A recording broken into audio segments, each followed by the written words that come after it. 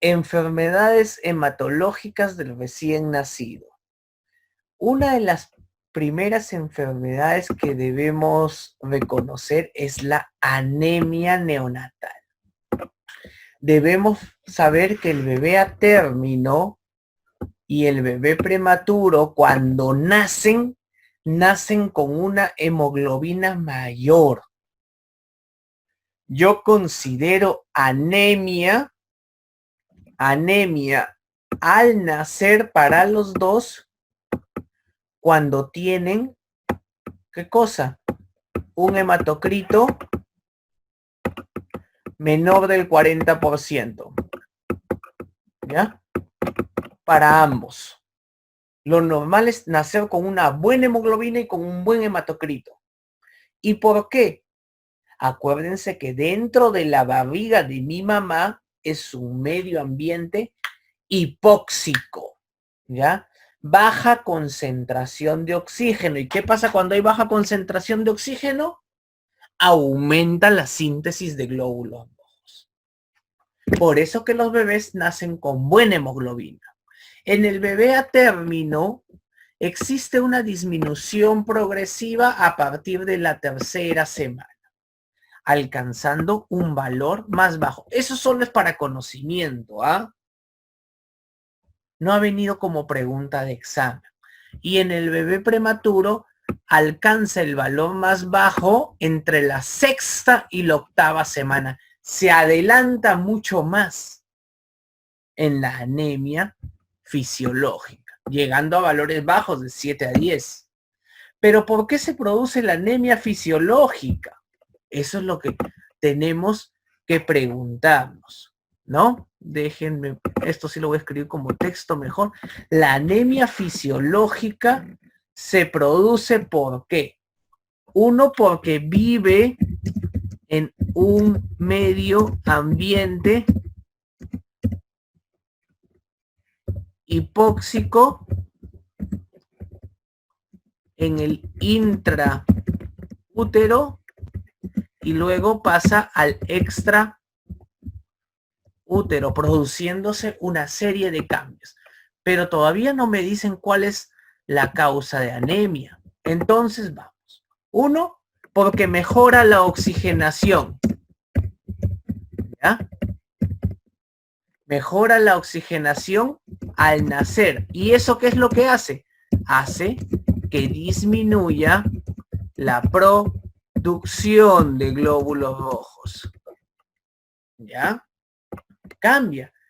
Yo dentro de la barriga de mi mamá necesitaba muchos glóbulos rojos porque la concentración de oxígeno estaba disminuida, pero cuando ya nací, ya no necesito toda esa cantidad. Otra. ¿Quién tiene que aumentar para que aumente la síntesis de glóbulos rojos? La eritropoyetina. Pero como ya estoy en un medio ambiente rico en oxígeno, disminuye los niveles de EPO o conocida como eritropoyetina. ¿Ya? Eso es lo que va ocurriendo. Otro, ¿qué más? Disminuye la actividad eritroide medular, o sea, disminuye la producción de glóbulos rojos a partir de la médula ósea. Y a su vez disminuye el número de ¿qué? De reticulocitos. Aparte que existe un rápido crecimiento del organismo. ¿Y qué pasa con esto del rápido crecimiento del organismo? Como tú creces más rápido, necesitas una mayor cantidad de oxígeno, cosa que no te podemos abastecer. Otro, disminución en el tiempo de vida media del glóbulo rojo. En el adulto, ¿cuánto vive? Promedio 120 días. En el recién nacido a término, vive promedio 60 a 70 días. Y en el bebé prematuro, mucho menos. Por eso es que el bebé pueda presentar anemia fisiológica. O sea, que es normal y que se presenta en todos los bebés. Siguiente. ¿Cuáles son las causas de anemia? Pérdida de sangre. Por ejemplo, hemorragias ocultas a nivel prenatal, hemorragia fetomaterna, transfusiones entre gemelos, accidentes obstétricos, desprendimiento prematuro de placenta, placenta previa, incisión de la placenta durante la cesárea, hematoma del cordón umbilical, etcétera, ¿no? Flebotomía excesiva, o sea, extracción de muestras y hemorragia interna, ¿no? ¿Qué tipo de hemorragia interna tenemos? La intracraneana, cefalohematoma. ¿Qué otro tipo de hemorragia? La hemorragia subgaleal o conocida como subaponeurótica, ¿no? Esas vamos a presentar. Son causas de anemia relacionadas a la pérdida de sangre. Luego tenemos anemia secundaria a la destrucción de la sangre por hemólisis, incompatibilidad de grupo, incompatibilidad de factor, defectos de la membrana, esferocitosis, defectos enzimáticos en el glóbulo rojo, deficiencia de glucosa 6-fosfato deshidrogenasa, hemoglobinopatías, talasemia, o adquiridas como que sepsis, infecciones congénitas, etc. Causas de disminución en la producción de sangre, la anemia en el prematuro. Esta viene en los exámenes. Todavía no ha venido en ENAM, pero sí ha venido en recientado médico, pero siempre con cuidado. Otro, la anemia de Diamond-Blackfan, leucemias congénitas en niños con síndrome Down, osteopetrosis y supresión por fármacos. ¿Qué características tiene la anemia del prematuro? Eso debemos recordar. Así como la anemia ferropénica es hipocrómica microcítica, la anemia megaloblástica es macrocítica. ¿Qué características tiene la anemia del prematuro? La anemia del prematuro se da a partir de la segunda semana de vida extraútero. ¿Y qué características tiene? A, es normocítica. Otra, es normocrómica. E, hiporegenerativa.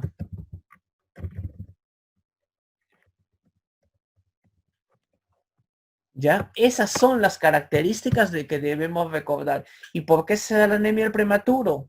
Por todas las causas de la anemia fisiológica que ya habíamos comentado, ¿no? ¿Cuáles eran? Como mejora la oxigenación, ¿para qué voy a producir más glóbulos rojos? Ya no produzco tanto. La disminución de eritropoyetina. Otro, el tiempo de vida media del glóbulo rojo en el prematuro es menor.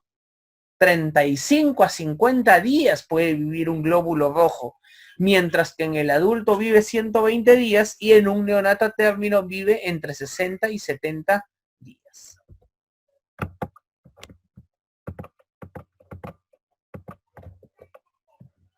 Otra patología que tenemos es policitemia. Policitemia, el diagnóstico está hecho ¿por qué? Por un hematocrito venoso mayor del 65%. ¿Ya? Debemos recordar la fisiopatología. Primero, ¿cuáles son los factores etiológicos? Factores etiológicos. ¿Cuáles pueden ser? A ver, tenemos aumento de la eritropoiesis fetal. Por ejemplo, aumento de la eritropoiesis fetal, insuficiencia uteroplacentaria. Ejemplo, mi mamá tiene preeclampsia. Mis vasos sanguíneos que me llevan sangre hasta mi cuerpo en el intraútero están malazos. O sea, ¿qué es lo que tiene que suceder? Mi cuerpo, como feto, dice, no me está llegando una buena cantidad de oxígeno. Mejor produzco más eritropoyetina. Y si produzco más eritropoyetina, voy a producir más glóbulos rojos. Otra causa, la transfusión de glóbulos rojos. Por ejemplo, la transfusión placentaria, transfusión feto-fetal en embarazos gemelares. ¿Ya? ¿Qué otra cosa tenemos? Como fisiopatología, si aumenta el número de glóbulos rojos, ¿qué es lo que va a pasar en la sangre? Se va a hacer más lenta. Hiperviscosidad es lo que se va a presentar, ¿no? Si la sangre se hace más lenta, hiperviscosa, ¿qué es lo que va a suceder? La sangre va a llegar muy lento, ¿a dónde? A mi cerebro. Si llega muy lento a mi cerebro, ¿qué va a pasar? Voy a estar letárgico, somnoliento, puedo convulsionar. A nivel de mis pulmones, la sangre no llega de manera adecuada, llega muy lento, hipertensión pulmonar. Por ejemplo, tengo muchos glóbulos rojos y estos glóbulos rojos hacen que la sangre vaya lento, lento, lento. Al intestino, ¿cómo va a llegar? Lento. ¿Qué va a pasar? Isquemia. ¿A qué puede llevar la policitemia? A enterocolitis necrotizante. ¿Ya? A nivel renal, insuficiencia renal aguda, causa de priapismo en recién nacido de sexo masculino. Policitemia. ¿Por qué se da? Por una disminución en la velocidad de flujo. Y como hay tantos glóbulos rojos, consumen ¿qué cosa? Glucosa, hipoglicemia, ¿no? ¿Qué otra cosa tenemos? La policitemia va a generar hipervolemia, ¿no? Y esa es la fisiopatología y diagnóstico de policitemia. Un momento, por favor. ¿Cuál es la población de riesgo? El pequeño para edad gestacional, el bebé postérmino, hijo de madre hipertensa, madre diabética. ¿Por qué? Porque tienen diagnóstico de insuficiencia útero-placentaria, o sea, no le llega una buena cantidad de sangre a mi bebé, ¿no? ¿Y qué es lo que hace el bebé? Ah, como no me llega sangre, yo produzco más glóbulos rojos. Gemelos, asfixia perinatal. Es una de las complicaciones del pinzamiento tardío del cordón umbilical. Y acá está el cuadro clínico. Debemos reconocer que la mayoría son asintomáticos. Va a estar rubicundo por la alta concentración de glóbulos rojos. Taquipnea, apnea, cianosis, letargo, irritable, problemas en la alimentación, etc., etc. ¿Por qué se va a dar? Por la hiperviscosidad de la sangre. A mayor número de glóbulos rojos, viaja más lento, ¿no? A mayor número de glóbulos rojos, consume más glucosa, más calcio, hipoglicemia, hipocalcemia. ¿Y cuál es el tratamiento? Uy, tiene muchos glóbulos rojos. ¿Qué es lo que yo debería hacer? Le saco sangre, miren, del cuerpito del bebé. Saco sangre y ¿qué le coloco? Le coloco cloruro de sodio. ¿Para qué? Para diluir, hemodilución. ¿Cómo se llama eso? Saco sangre y coloco cloruro de sodio. Exsanguíneo transfusión parcial. ¿Ya? ¿Qué es lo que yo voy a hacer? Llevar el hematocrito del paciente. Llevo el hematocrito de mi paciente. ¿Cuánto tiene? 70, 75, qué sé yo. A un hematocrito de 55 o 50. 55 generalmente. ¿Ya? De lo que tiene el paciente lo llevo esto. ¿Y por qué fórmula? Volumen circulante. El volumen circulante va de 80 a 90 mililitros por kilo de peso. Generalmente ponemos 80. Ahí. Acá le ponemos 80. Hematocrito observado, o sea, el del paciente. 75, 80, qué sé yo. Menos el deseado, o sea, llevable a 55 de hematocrito. ¿No? Hematocrito observado es el del paciente. ¿Ya? Esas cosas debemos que recordar. Y al final este resultado me va a salir en mililitros. Y vamos a decirle, tengo que sacar tantos mililitros de sangre y colocar tantos mililitros de cloruro de sodio. Ojo, exsanguino transfusión parcial. Es para policitemia. Saco sangre, adiciono cloruro de sodio. Ya ahora la enfermedad hemolítica por incompatibilidad de grupo. Esta es la forma más frecuente de incompatibilidad. La mamá, ¿qué grupo sanguíneo tiene que ser? O. El bebé, ¿qué grupo tiene que ser? A, B o tal vez AB. ¿En cuántos embarazos se da? En el 20%. ¿Qué otra características tiene? Comienza a dar problemas en las primeras 24 horas. ¿Ya? Acá sí existe la posibilidad que en el primer bebé se produzca la incompatibilidad de grupo, ¿no? A diferencia de la incompatibilidad RH, en la que la mamá es RH negativo y el bebé es RH positivo. ¿Cuáles son los sistemas RH más frecuentes? El sistema de incompatibilidad RH. Acuérdense eso, antígeno D. ¿Qué pasa en la enfermedad hemolítica? Se destruyen glóbulos rojos porque reconozco que esos glóbulos rojos no son míos, son diferentes. ¿Qué va a presentarse ahí? Destrucción de glóbulos rojos, anemia, aumento de la bilirrubina indirecta,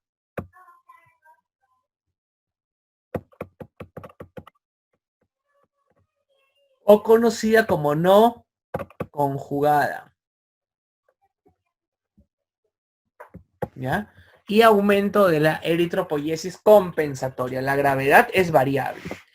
Acá generalmente el primer bebé no se afecta. Pero del segundo a más se afecta y de mayor gravedad. No necesariamente tiene que existir un segundo embarazo, un primer embarazo. Pueda que haya sido, en el primero haya sido aborto, haya sido una mola, ¿ya? Haya tenido procedimientos invasivos, la mamá haya requerido en algún momento transfusión de glóbulos rojos o sangre, etcétera. ¿Ya? De eso se trata. El primer bebé no se afecta. Generalmente como que en el primer embarazo yo voy conociendo, voy tanteando, ¿no? Y a partir del segundo embarazo comienzan los problemas. A diferencia de la incompatibilidad de grupo, que puede aparecer los problemas desde el primer embarazo.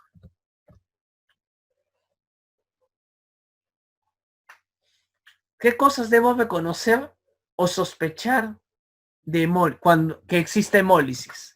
Ictericia que aparece en las primeras 24 horas de nacido. Prueba de CUMS directa positiva. ¿A quién le hago el CUMS directo? Le hago al bebé. El CUMS directo presenta es la presencia de glóbulos rojos en la presencia de anticuerpos en la pared de glóbulos rojos.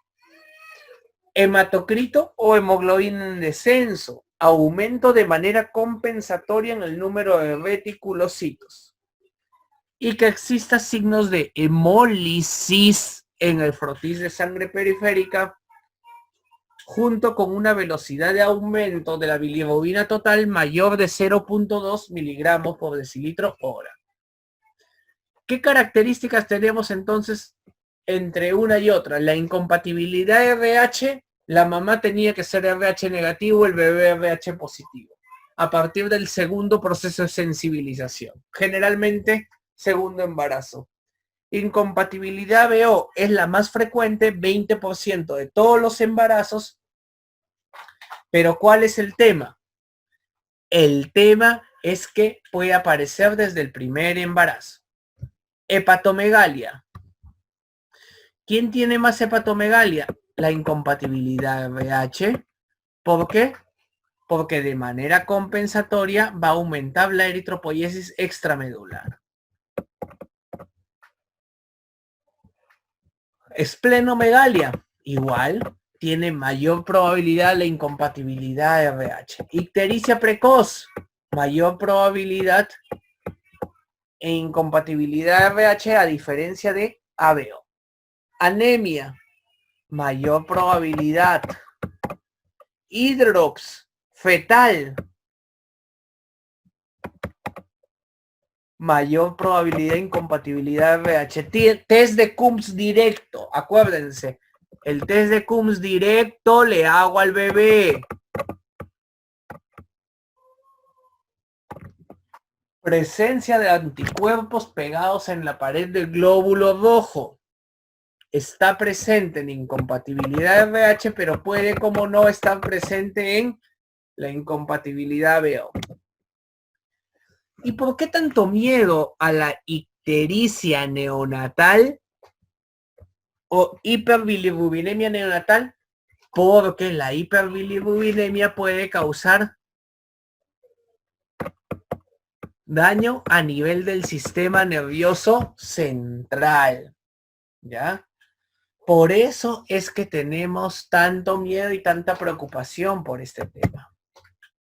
Sabemos que se va a presentar en casi un 50-70% de todos los bebés en la primera semana, ¿ya?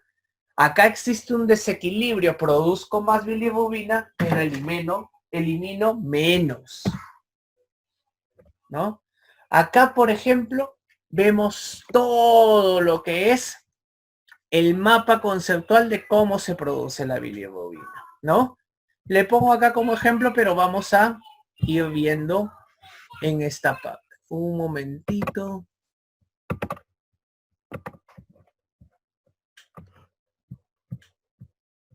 La bilirrubina se produce generalmente por la destrucción de los glóbulos rojos.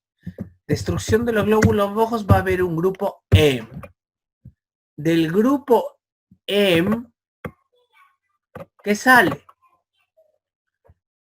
¿Qué es lo que va a producirse? La biliverdina, ¿no? ¿Cómo se llama la enzima? M-oxigenasa. ¿Ya? De la biliverdina, ¿en quién se va a transformar? Se va a transformar en bilirrubina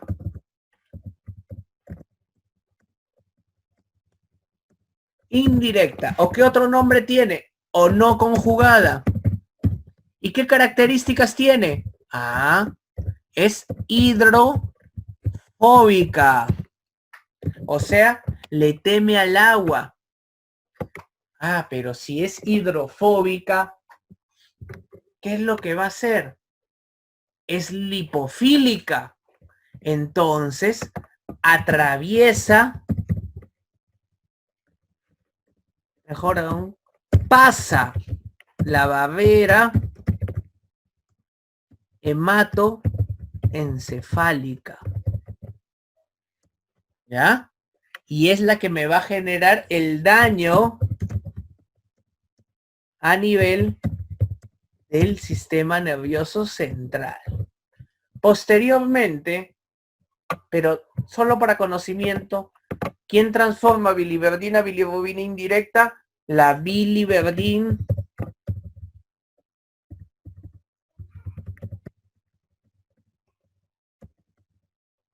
reductasa. La bilirrubina indirecta, ¿hacia dónde va ahora? La bilirrubina indirecta va al hígado.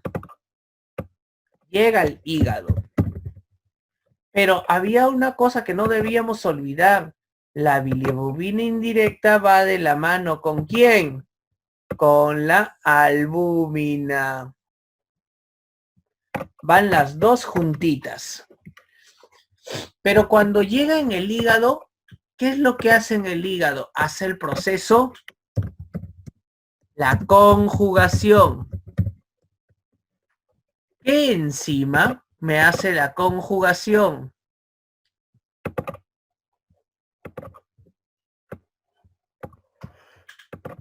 La glucoronil transferasa. ¿Ya? Luego de todo esto, ¿qué sucede? Se convierte la bilirrubina indirecta a directa.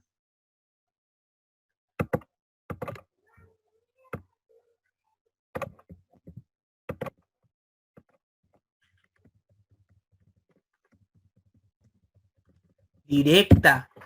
¿O llamada qué cosa? Conjugada. ¿O llamada qué cosa? Hidrofílica. ¿Ya? Miren, ya vamos así. ¿Y ahora qué opciones tenemos? Siempre pregúntense. Que tú seas eliminada por las heces. Eliminada por heces. ¿Bajo qué forma? Esterco bilinógeno. No, pero mejor vamos por la orina. Entonces, por la orina, ¿bajo qué forma? Orina en la forma de urobilinógeno. ¿Ya? Pero hay una parte, esta bilirrubina indirecta. La bilirrubina indirecta, una parte dice, salgo del hígado y voy a quedarme en el intestino un ratito. Voy al intestino. Y ahí cuando la bilirrubina está en el intestino delgado, duodeno y yeyuno, mientras está esperando, o me voy por las heces, o ya mejor me voy por la orina. Mientras la bilirrubina directa está en ese proceso de espera en el intestino, hay unas enzimas. ¿Y actúa quién? La beta glucuronidasa. Y le dice, tú te irás de bilirrubina directa a indirecta nuevamente.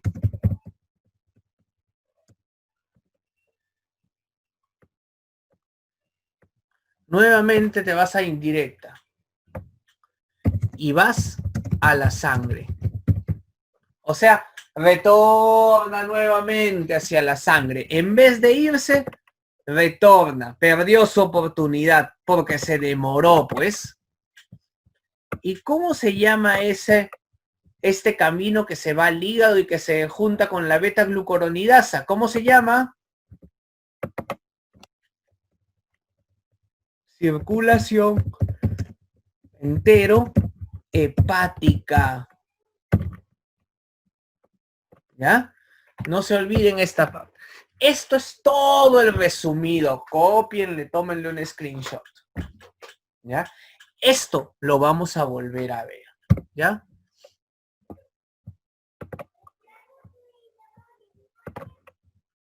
Ahí está todo el resumido. ¿No?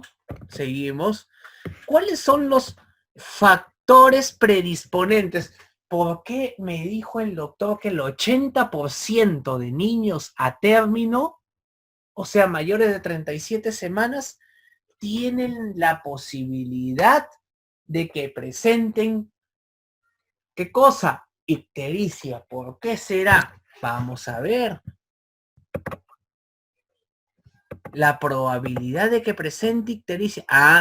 Porque tiene mayor número de glóbulos rojos. ¿Qué decíamos? La bilirrubina se produce de la destrucción de glóbulos rojos y el recién nacido tiene más glóbulos rojos. Otra. ¿Por qué otra cosa puede aparecer la ictericia fisiológica?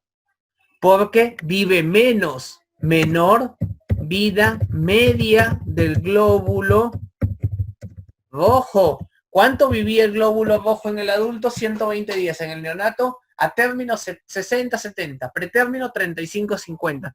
Ah, vive menos y se destruye más. Ah, por eso. Mayor fuente de bilirrubina.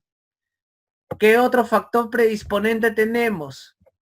Glóbulos rojos que se encuentran envejecidos, ¿no? Que están en proceso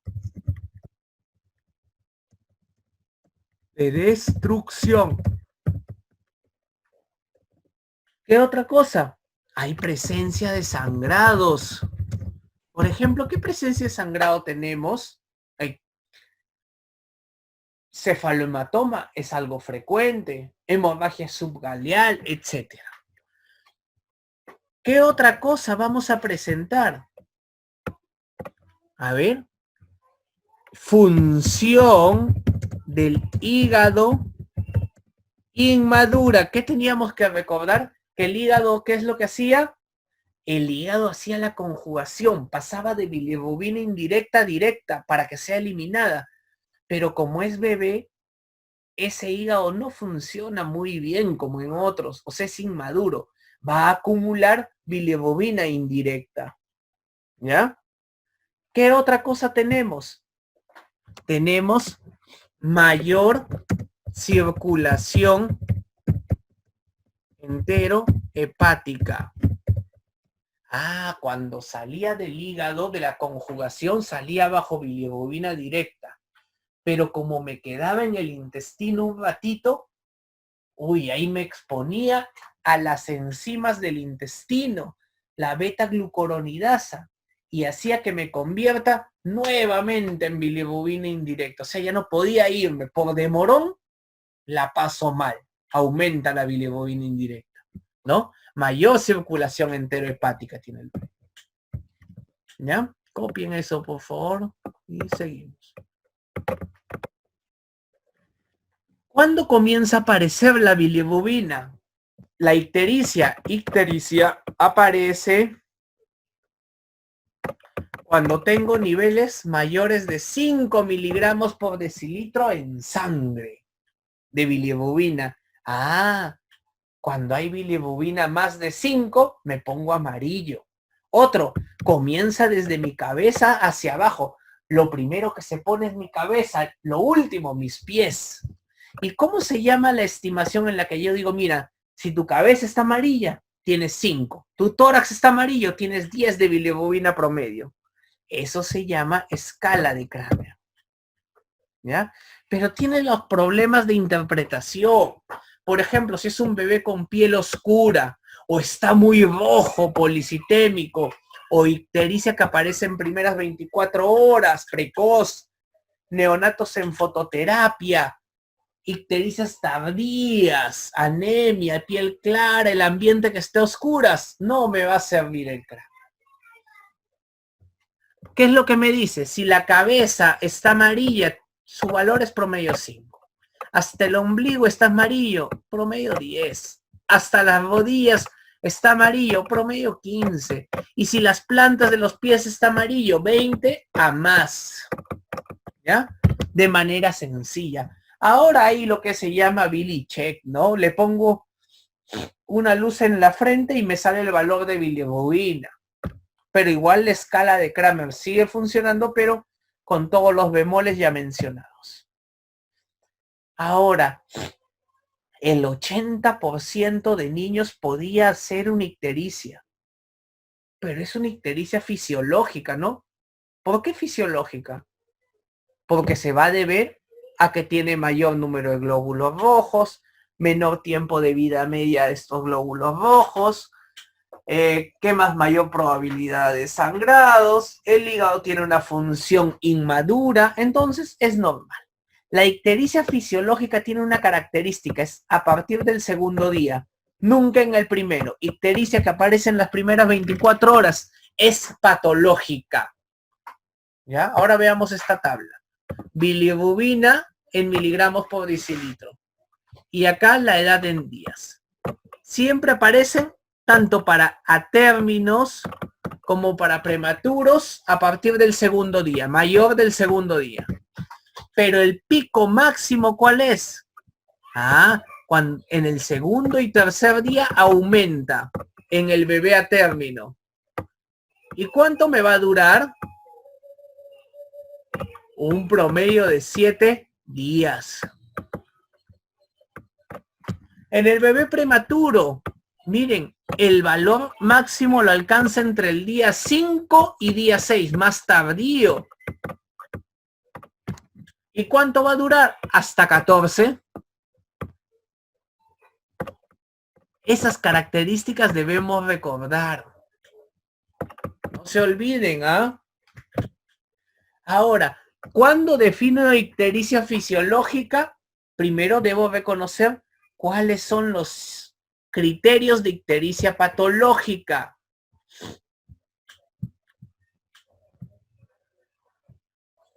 Uno, la ictericia patológica aparece en las primeras 24 horas. Ictericia que aparece en las primeras 24 horas. Sospechemos de isoinmunización, incompatibilidad de grupo o factor. La fisiológica aparece a partir del segundo día. ¿Ya? Otro, duración. Si dura más de 7 días en el atérmino y mayor de 14 días en el prematuro. Aumento de bilirrubina, ya me estoy equivocando, ¿eh? Mayor de 5 miligramos por decilitro por día. Por ejemplo, hoy día me toman una bilirrubina a 8 de la mañana, está en 15, para la edad que tengo está muy alta, debo ingresar a fototerapia. Me toman a las, qué sé yo, 6 de la tarde, ya no estoy en 15, ahora estoy en 20, ha subido más de 5 o 5. Uy, no, esto sí es grave, ictericia patológica. Otro.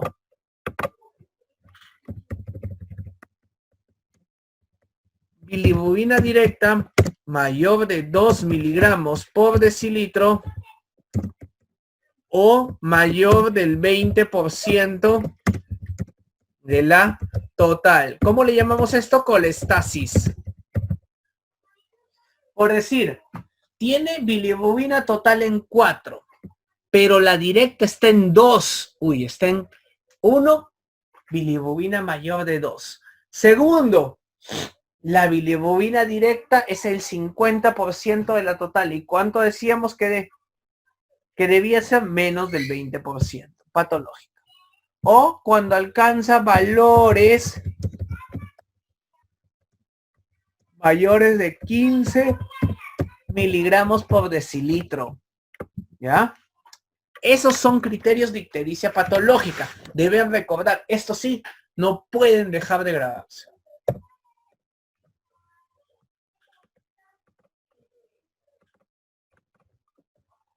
Ahora tenemos la ictericia secundaria a la leche materna. Ojo, debemos diferenciar. Esta es una ictericia secundaria a leche materna, o sea, al producto, al líquido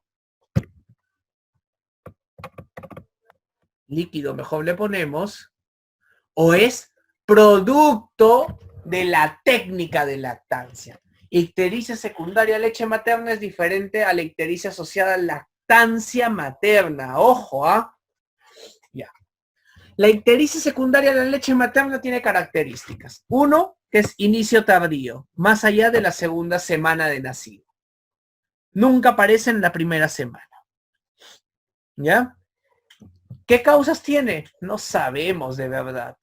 No sabemos si existe un componente de la leche que es la que genera el problema o no.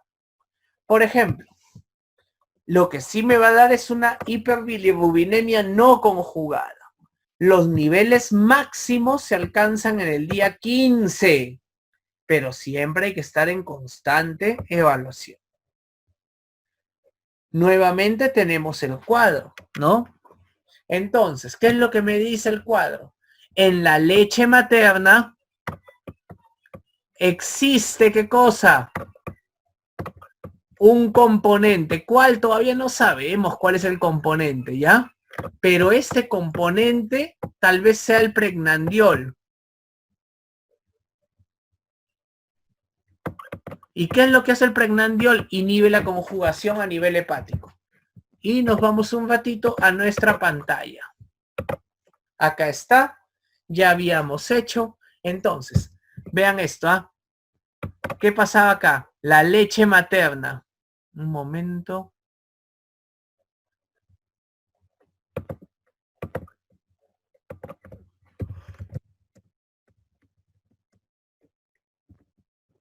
Ictericia asociada a leche materna, o sea, líquido como tal. ¿Ya? La ictericia asociada a la leche materna va a tener un componente el cual va a inhibir ¿qué cosa? La conjugación. Miren, ¿ya? ¿En qué momento se presenta? A partir de la segunda semana de nacido. Valores hasta 15. ¿Ya? Seguimos. Si come bien, gana peso, no se suspende la lactancia materna. Ojo, ¿ah? Ahora, ictericia asociada a la técnica de lactancia. Ya el bebé no toma bien. ¿Cuál es el ejemplo clásico? Tengo una señora de 28 años, una gestación ideal, sin problemas, sin factores de riesgo, todos sus controles prenatales. Es ingeniera civil, o sea, un estatus económico muy bueno. Pero nació por cesárea su bebé. Es el primer bebé, vive sola. El esposo trabaja. ¿Ya? Ella sola tiene que hacerse cargo de todas las labores. Y el bebé no toma bien la leche. Es más, baja más del 10%. O sea, tiene hipoalimentación, se alimenta poco. Veamos este cuadro. Tu bebé se alimenta poco, ¿no? Pasa lo que tiene que pasar la leche por el estómago, pero en el estómago, ¿qué sucede? El vaciamiento gástrico está disminuido. Entonces, hace conjugación, pero cuando llega al intestino, dice, tengo tres opciones. Me voy por las heces o me voy por la orina. Pero como está tan lento el vaciamiento gástrico, ¿por qué? Porque recibe poca leche, ¿no? Porque recibe poca leche. Es más, ha bajado de peso, más del 10% y le cambia pañal una sola vez al día. O sea, está deshidratado, pues. La eliminación se hace más lenta y se expone a esta beta-glucuronidasa. ¿Y qué va a pasar? Va a la circulación enterohepática, aumentando nuevamente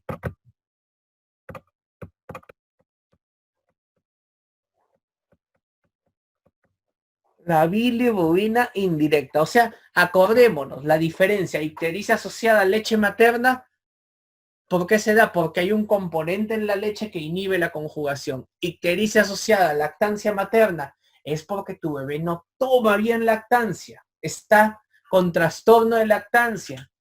El vaciamiento gástrico está disminuido, te expones a las enzimas que están en el intestino y esa exposición va a hacer que incrementes la circulación enterohepática. ¿Y qué va a suceder? Como incrementa la circulación enterohepática, aumenta la bilirrubina indirecta. ¿Ya? Así estamos. ¿Y qué otra diferencia tenemos? ¿Qué otra diferencia tenemos en la ictericia asociada a lactancia materna o por inanición que se presenta en la primera semana, justo en la bajada de peso del bebé. ¿Ya? Justo en la bajada de peso.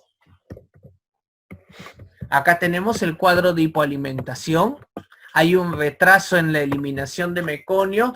Se expone a un aumento en la circulación entero hepática. ¿Y qué hace esta exposición al aumento de la circulación enterohepática? Aumenta el pool de bilirrubinas. ¿Ya?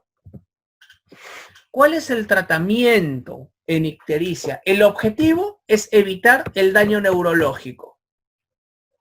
En un primer momento, ¿qué es lo que sucede? En un primer momento hago una encefalopatía hiperbilirrubínica aguda. Y posteriormente, ¿qué es lo que sucede? Presento una encefalopatía hiperbilirrubínica crónica y conocida como kernicterus. ¿Cuál es el primer tratamiento? Es la fototerapia como primera medida del tratamiento. Fototerapia. ¿Ya? ¿Cuáles son los efectos secundarios de la fototerapia? Aumenta el número de posiciones, eritema cutáneo, distensión abdominal y deshidratación, síndrome del bebé bronceado cuando está expuesto un bebé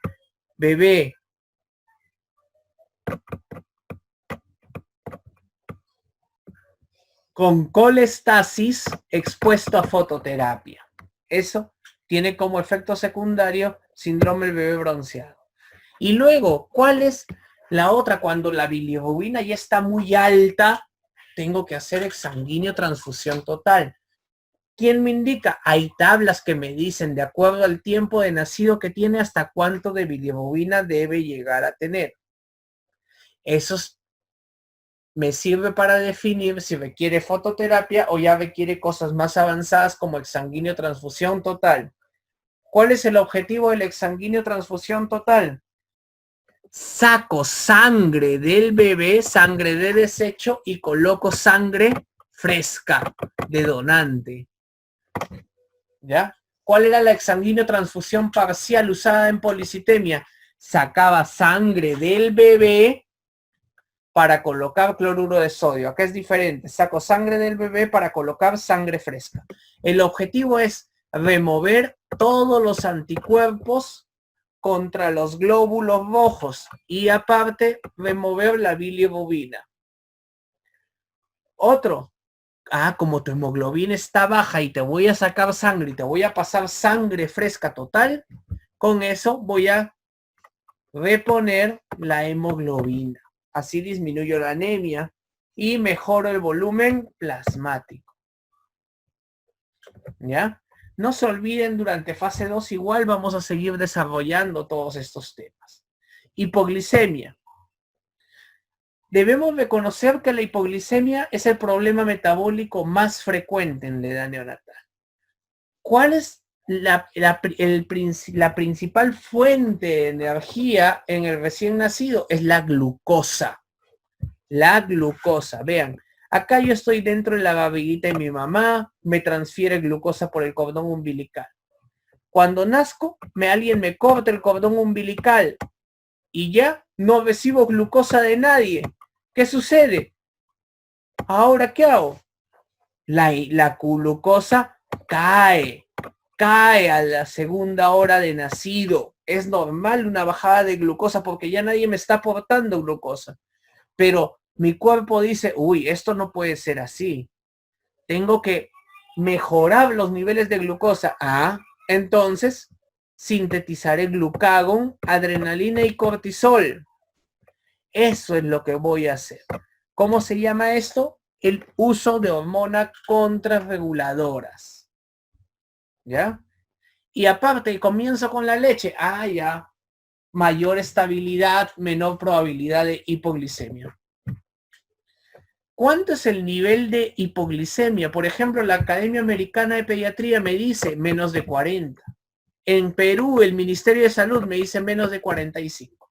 El Perú primero siempre, ¿no? Ahora, estos valores solo me valen en los primeros 3 días. A partir del tercer día de nacido, mayor de 3 días, el valor mínimo de glucosa es 60. Mínimo 60 miligramos por decilitro. Menos, no. A partir del tercer día, ojo, ¿ah? Ahora veamos, ¿cuál es la etiología de la hipoglicemia? Tenemos, uno, el uso aumentado y o disminución de la producción. Por ejemplo, policitemia, aumenta el uso de glóbulos rojos. ¿Cuál otro? Estrés perinatal. Estrés perinatal.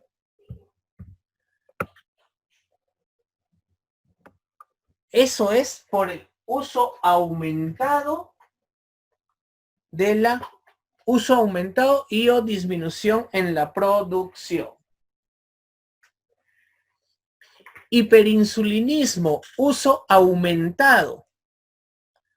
Por ejemplo, hijo de madre diabética. Hijo de madre diabética.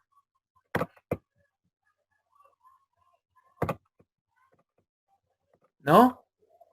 Otro, eritroblastosis. Y esto vamos a explicar. ¿Ya?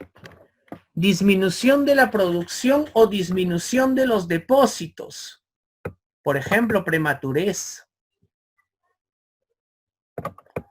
RCU. ¿Ya? ¿Qué pasa en el hiperinsulinismo? Por ejemplo, mi mamá tiene diabetes. Siempre me ha pasado 300 de glucosa, ya glucosa en exceso me ha pasado mi mamá a mí. Entonces, yo estoy acostumbrado a que mi mamá me dé 300 de glucosa, una barbaridad. Y yo produzco mi insulina. Ojo, ¿ah? El bebé produce su propia insulina. La insulina de la mamá no atraviesa la placenta. Ojo, ¿ah? Entonces, como yo estoy acostumbrado a 300 de insulina, no, ni hablar, pues. Entonces, produzco más. Ahora estoy acostumbrado a 300 de glucosa, produzco más insulina, ¿no? Al producir más insulina, voy a tratar de regular esos niveles de glucosa. ¿Y qué es lo que sucede? Cuando nazco, alguien corta el cordón umbilical, mi glucosa cae. Pero como yo estaba acostumbrado a altos niveles de glucosa, yo producía mucha insulina. Mi insulina estaba muy alta y ya no tenía glucosa. Uy, la glucosa va a caer mucho más. Hiperinsulinismo transitorio, ¿ya?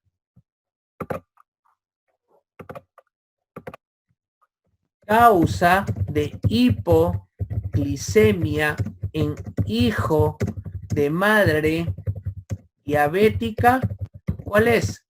Hiperinsulinismo transitorio, ¿ya? ¿Y qué tiene que ver ahora la disminución de los depósitos o disminución de la producción? La glucosa, ¿cómo que se almacena en el cuerpo? Se almacena bajo la forma de glucógeno. ¿Y dónde está el glucógeno? Principalmente en el hígado. Luego, ¿en qué otra parte? En los músculos. Y el bebé prematuro es flaco, delgado. O sea, su hígado muy pequeño. No tiene mucho almacén de glucógeno. Y sus músculos muy delgados. O sea, tampoco tiene glucógeno en los músculos. Depende mucho de la glucosa externa. Porque sus depósitos están disminuidos. Esos son los bebés que tienen riesgo de hipoglicemia. Yo ahora puedo clasificar la hipoglicemia. La clasifico en dos. En transitoria y en qué? Y en persistente. Para la definición de transitoria debo conocer cómo es la hipoglicemia persistente. La hipoglicemia persistente es aquella hipoglicemia que dura más allá de 7 días. ¿Ya? Otra, que requiere, ¿qué cosa? Un VIG. ¿Qué es un VIG? Es velocidad de infusión de la glucosa mayor de 12. ¿En qué unidades? Miligramos por kilo por minuto. ¿Ya? O sea, la hipoglicemia persistente es aquella que dura más de 7 días y requiere una velocidad alta de glucosa, mayor de 12 miligramos por kilo por minuto. ¿Cuáles son las manifestaciones clínicas? Las manifestaciones clínicas van a ser respuestas adrenérgicas. Por ejemplo, que el bebé esté taquicárdico, ¿no? Taquicárdico, diaforético, tremoroso, ¿no? Y signos y síntomas neuroglucopénicos. ¿Cuál sería? Por la disminución de glucosa. Por la disminución de glucosa, que esté hipoactivo. Otra, somnoliento. ¿Ya? ¿Quiénes son los bebés que tienen riesgo de hipoglicemia y necesitan ser evaluados? Aquellos que tengan una clínica asociada a hipoglicemia. Por ejemplo, un niño grande para la edad gestacional, un niño muy gordito, un niño macrosómico, más de 4 kilos, un prematuro. Otro, bebés asintomáticos con riesgo de mala adaptación metabólica, los mismos. Prematuro, pequeño para la edad gestacional, hijo de madre diabética, grande para la edad gestacional, mamá que recibió hipoglicemiantes orales. Bebés con patologías asociadas a hipoglicemia, ¿cuál? Asfixia, ¿no? Otro, enterocolitis necrotizante, sepsis, hipotermia, proliglobulia, bebé críticamente enfermo que esté en la unidad de cuidados intensivos. ¿Cuál es la causa más frecuente de hipoglicemia en el hijo de madre diabética? Nuevamente, el hiperinsulinismo. Hiperinsulinismo transitorio. ¿Qué es lo que debo recordar del hiperinsulinismo transitorio? La insulina materna no llega al cuerpo del bebé, no atraviesa la placenta. Eso es lo que yo debo recordar. El bebé produce su propia insulina. ¿Ya? El diagnóstico, ¿cómo se hace? Tomar hemoglucotest a todos los bebés en riesgo a las 2 horas de nacido. Para el hijo de madre diabética y grande para la edad gestacional, a la primera hora. Y si es sintomático, inmediatamente se le toma. Por ejemplo, que esté tremoroso, que esté convulsionando, etc. Si tengo un bebé con hipoglicemia sintomática que presenta convulsiones y o compromiso del sensorio o tiene una glucosa menos de 25 miligramos por decilitro, le doy un bolo. ¿Un bolo de qué? De dextrosa al 10%. ¿Cuánto? 2 mililitros por kilo de peso. O conocido como 200 miligramos por kilo de peso. Por ejemplo, tu bebé de 4 kilos tiene una glucosa en 20 y está convulsionando. ¿Cuánto de bolo de dextrosa le dan? 4 por 2, 8. 8 mililitros de dextrosa al 10% en bolo. Y luego le doy una infusión de glucosa.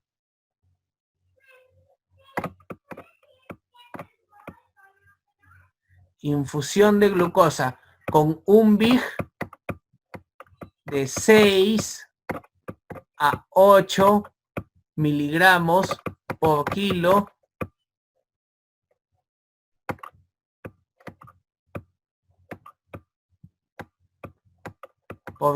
por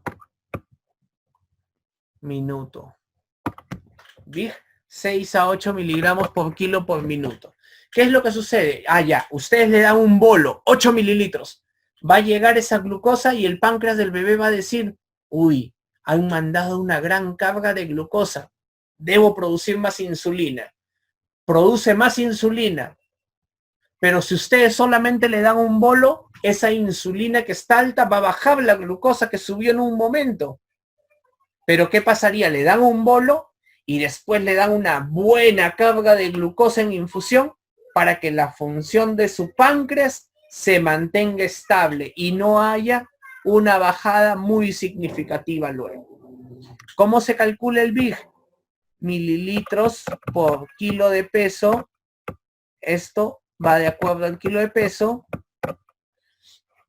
por la concentración de dextrosa. Dextrosa al 10, dextrosa al tanto por ciento. Entre 144. ¿Ya? Yo hago ese cálculo y ahí tengo mi BIG. Esto no preguntan, solo es para conocimiento. Acá tengo que tener una hemoglucotés cada 30 minutos y obtener una glucosa objetivo mayor de 50. Ese es mi objetivo. ¿Ya? La otra endocrinopatía frecuente para los exámenes en NAN y recientado médico es el hipotiroidismo congénito. El hipotiroidismo congénito es la causa de discapacidad cognitiva o retardo mental prevenible más frecuente en el recién nacido. ¿Ya? Debemos reconocer cuáles son las causas. La primera causa de hipotiroidismo congénito es disembriogénesis tiroidea. Por ejemplo, ¿qué? La primera dentro de este grupo de disembriogénesis tiroidea, ectopia tiroidea.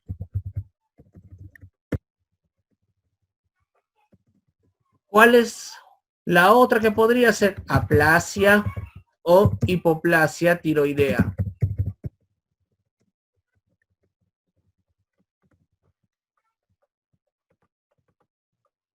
Y las segundas causas, la dishormonogénesis, alguna alteración en la producción de hormonas tiroideas. Pero más frecuente es que exista un daño estructural de la glándula tiroides, ectopia tiroidea o aplasia e hipoplasia. ¿Cuáles son las características clínicas más frecuentes en el recién nacido? Fontanela posterior amplia. Es la más frecuente, más de 0.5 centímetros por diámetro, ¿ya? Fontanela posterior amplia, mayor de 0.5 centímetros de diámetro. Cuando no le doy el tratamiento oportuno, va a aparecer la macroglosia, el edema, el llanto ronco, la fase tosca, hernia umbilical, hipotermia, letargia, ictericia prolongada, estreñimiento, etc. ¿Ya? Esas no son manifestaciones en el recién nacido. Por ejemplo, voz ronca no puedo evaluar. Llanto ronco podría ser, pero eso se presenta cuando no le damos tratamiento. Ahora, ¿cómo es que yo llego al diagnóstico si muchos niños son asintomáticos? Y es la principal causa de retardo mental. Entonces surgió hacer el tamizaje neonatal a todo mi bebé que nace. ¿Entre qué hora y qué hora? pasadas las 24 horas. Generalmente al alta, entre las 72 y 96 horas le hago. Tamizaje metabólico básico. Dentro del tamizaje metabólico básico en Perú, ¿cuál es? ¿Para cuáles están hechos? Para hipotiroidismo congénito, fenilcetonuria, ¿no? ¿Para qué otro más? Hiperplasia suprarrenal congénita y galactosemia. ¿Qué es lo que mide para hipotiroidismo congénito? TSH.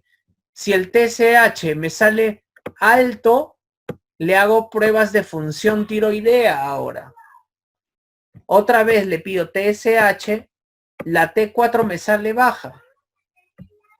¿Ahora qué le hago? Gammagrafía y ultrasonido para ver si está presente la glándula tiroides. Acuérdense que la primera causa de hipotiroidismo congénito es la disembriogénesis, alteración en el desarrollo y estructura de la glándula tiroides.